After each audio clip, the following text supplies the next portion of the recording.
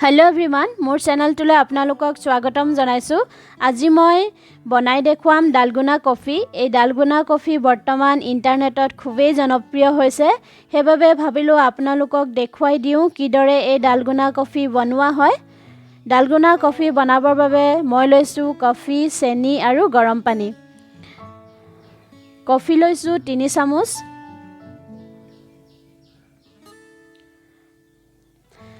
চেনি 4 চামুচ,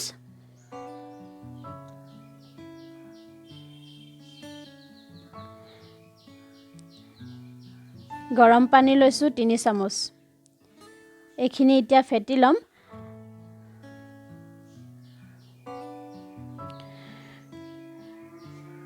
কফিখিনি ফেটিবৰ বাবে আপুনি গৰম পানীয়ে দিব লাগিব, নহলে ফৰ্ম নহয়।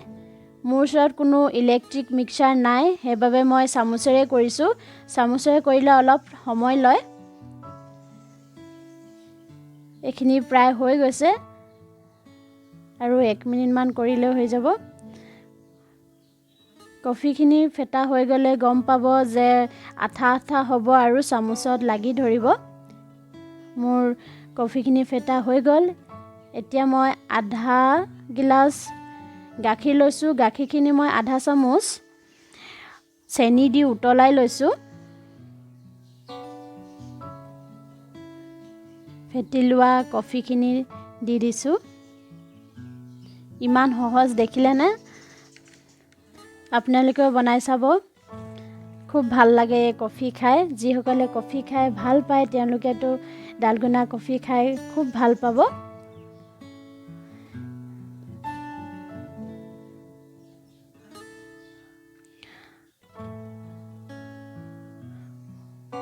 শুকান কফি অকণমান ওপৰত ছটিয়াই দিছো।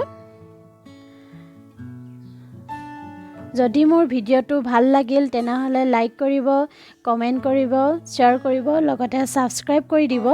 ভিডিঅ'টো সম্পূৰ্ণভাৱে চোৱাৰ বাবে বহুত বহুত ধন্যবাদ। পুনৰ লগ পাম আন এটি নতুন ভিডিঅ'ৰ সৈতে। আজিলৈ আহো, বাই বাই।